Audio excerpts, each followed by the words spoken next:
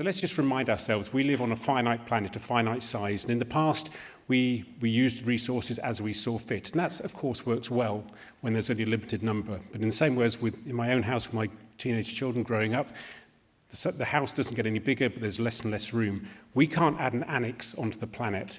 We can't expand it as our needs grow. So this is what we have. This is what we have to deal with. And to be honest, we are bursting at the seams at the moment.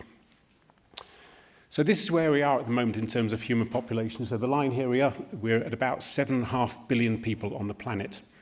So I was born in the early 60s when there was half that number of people. So in my lifetime, the human population has doubled. But interestingly, in that same time, global GDP has increased sixfold.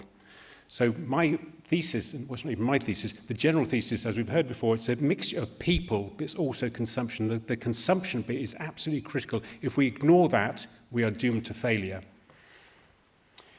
All the future predictions say we will expand, whether it's 10 billion by 2050 or anything up to 11 billion by the end of the century. So just try and imagine how we cram those many people onto the planet. And of course, things will start creaking at the seams. But I think there's a danger about talking about these things at global levels in terms of generality. So this is a picture which I thought was really kind of quite punchy and quite meaningful for me. So if you can see what it says, so within that circle on the planet Earth, there are more people live within that circle than live outside it. So the human population is not evenly spread across the globe. So over half the people on this planet live there essentially in the Far East, and that's largely as a result of rice. Rice is a fantastically productive crop. It was able to sustain that level of population growth. So this is where we are at the moment if we break it up by region and so on. And as you can see, Asia, that circle that we saw, is by far and away things. But if we ratchet that forward through to 2050, you can see the big growth going forward will be on the African continent. So there's no judgment there. That's just what the predictions say. That's what the models show, is that's where we are going to see the growth. Now, as we've heard before, that coincides with some of the areas of great biodiversity on the planet. So, of course, it's of some concern. We've heard about the Anthropocene, and I don't expect to see all these graphs, but the Anthropocene, this whole thesis that we are now in an era where we, mankind, species, as a single species, are the driving force of change on this planet. So if you look at almost any metric you can think of, whether it's the number of mobile phones we use, how much water we use, how much forest we cut down, miles of roads, international travel, all of those things, from about the 1960s onwards, we can see an enormous growth in that, an exponential growth in terms of, and each of those graphs represents an extra pressure, an extra demand on the planet, with no real kind of sign that those things are going to drop off. And to me, that is a reflection of consumption. That's us consuming more. That's us changing our mobile phone every year. That's us going to Primark and buying 5 T-shirts. That's us swapping our cars on a regular basis. So that consumption is reflected in those. But if we kind of turn that around, it's a different way of looking at it. So if we imagine that each of us, we have a footprint on the planet. And by footprint, we mean, what is it that we use? What do we ask? What do we demand from the planet? Whether it's how much timber for our furniture, how much paper do we use, how much petrol do we use, how much food do we eat. So the footprint is what we take, but it's also what we give back. When I say give back, what I mean is the pollution. So how much carbon do we produce? How much sort of single-use plastic do we produce? So this footprint, our individual impact on the planet is reflected in this ecological footprint. So this is a map which is distorted in terms of how much, on a country level, we demand of the world. What it essentially shows are, if you remember back to that the original map, it showed in Southeast Asia, that's kind of where people live. But all the red bits are where in the world we are using far more than our fair share of nature's resources. And not unsurprisingly, it's the US and North America, it's Europe, it's past the Middle East, it's Australia, it's Japan. So if we're going to start pointing fingers, we have to start pointing fingers at ourselves a little bit, because we are the ones who are living the unsustainable lifestyle. A relatively small number of people on the planet, us, we in this room here and in the North and West, are imposing enormous pressures on the planet, which are not matched by many of the people who we share this planet with.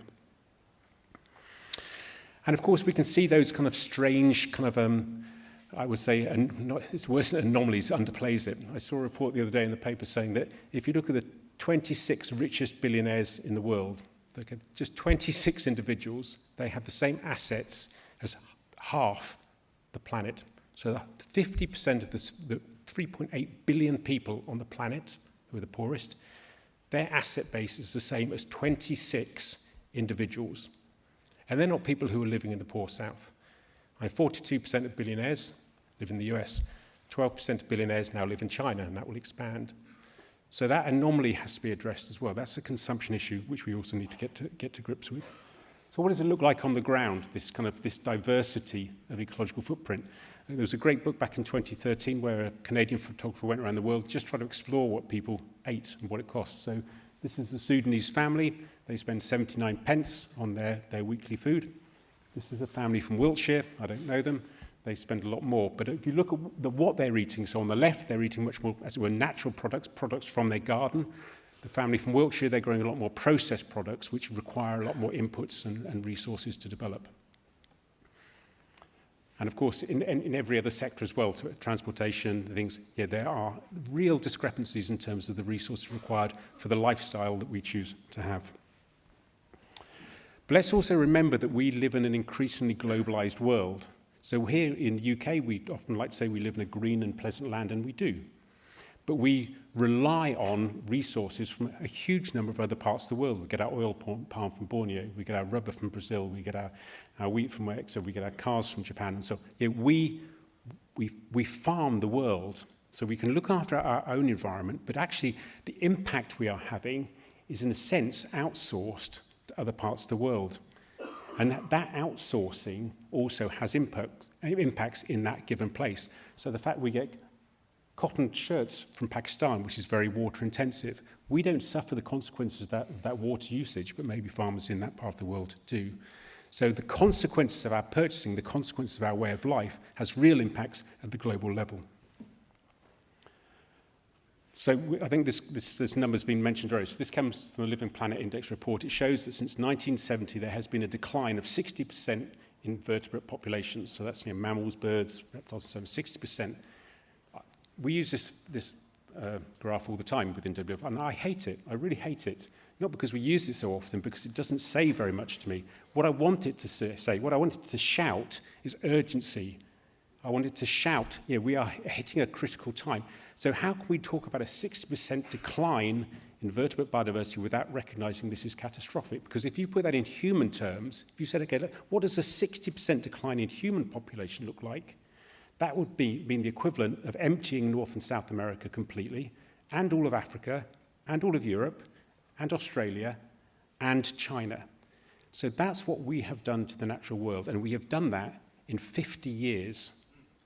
So that's why I hate this graph, because it doesn't jump out the page at you saying, we have stuffed this planet in many ways, and it's time to put a stop to that. So what does that look like? This is your kind of poster boy type thing. This is Borneo. They're clearing the forests for oil palm, which is used around the world for everything.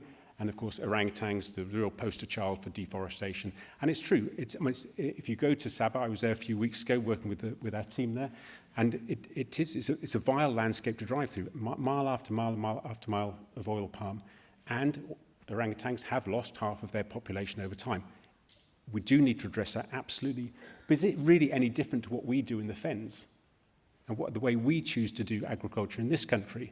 So as I think Philip mentioned, we've lost 80% of our corn buntings. So in terms of our loss, this is a far greater thing, but we don't talk about it because it's not sexy and hairy with big eyes. It's something which is kind of drab and brown. But it's no less important in terms of biodiversity. And that imbalancing, and that's the whole thing. We have been phenomenally successful about changing the world's grasslands into our grasslands, the wheat, the rice, the maize, and so on. We've also been phenomenally successful about replacing the herds out there with our own herds. So now if you were miraculously able to weigh all the mammals on this planet, you would find that 96% of that weight is ourselves and our livestock. 4% that's left, that's all the other mammals. That's your blue whales, your aardvarks, your armadillos, and so on. 4%. That's not a planet in balance. That's not a planet at peace with itself. And similarly, if you look at the bird population, 70% of that weight of birds isn't wild anymore. It's chickens. This is not a world that's in balance, but this is the world that we have created.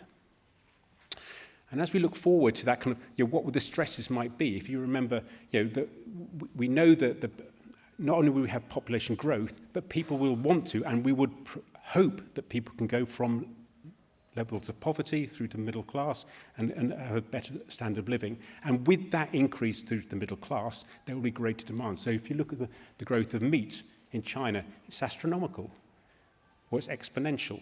And that will put huge demands on us as well. But that's not to say we shouldn't be promoting better quality of life, but this is a real things that we need to address. And it comes with being in the middle class. So if you look over what will happen in the next 5 years, we can imagine there will be 400 million more people added to the planet. But 800 million people will go from being poor through to middle class. So their impact will be twice the increase in the population. And of course, it's not just in the natural world. I mean, there's a huge amount of construction and so on as people urbanize, as people move and get this additional wealth. So China at the moment, okay, every 3 years, and they've done this since the beginning of the century, every 3 years they have poured the same amount of concrete as the US did in the whole of the last century. They're doing that every 3 years. Half the construction on this planet is happening in Asia at the moment. That's not to say they don't need the housing, but in terms of that demand on resources, sand is the most traded, most important resource after water on this planet. 40 billion tons of the stuff move around the planet, affecting kind of river flows, deltas, and so on. So away from here, what is the key issue? Is it population, or is climate change the crisis of our time? Is biodiversity loss? No, it's not. I think that the challenge of our time and the challenge for the next generations, how do you balance those three things? Because we have to be able to balance that. We have to be able to balance this world such that there is room and space for 10, 11 billion people and their food and energy needs. We have to balance it so we stay within a 1.5 degree temperature change. We have to balance it so there is space for nature, not just to kind of be maintained, but for nature to be restored. I'm going to talk a bit faster here.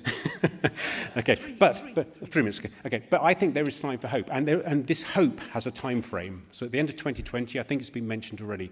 Between now and the end of 2020, there are a large number of separate but important events taking place at the global level. 2, I think, are key. So they will be reviewing the climate accord, the Paris Accord, and bumping up the climate targets.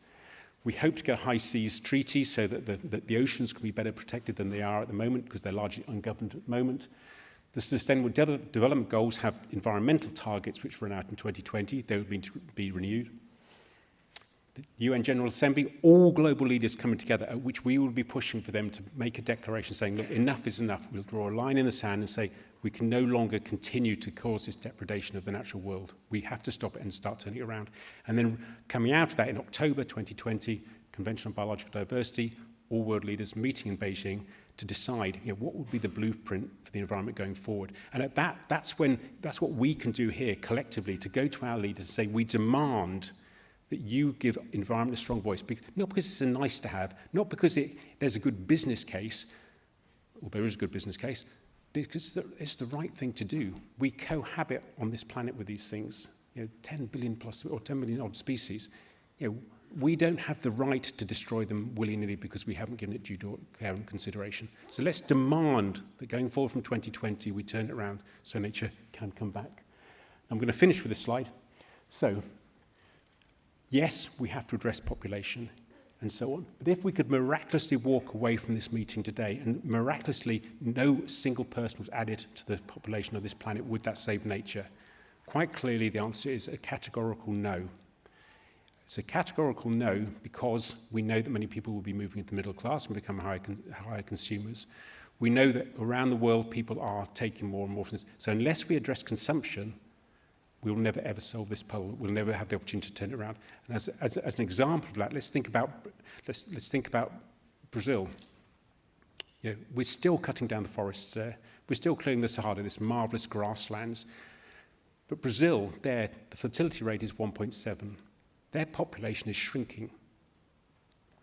It's shrinking, but that depredation of their environment is still kicking off in a large way. This is not this is not a population-related issue in Brazil. Of course, it is in many places. This is a consumption-related issue because they are shipping soy around the world to feed the livestock we depend on. So, as communities, the population community and the consumption community have to work together, as I think we are doing extremely well, because we can only solve this by working closely together and recognising that both parts of that equation, numbers and consumption, are important. Thanks very much.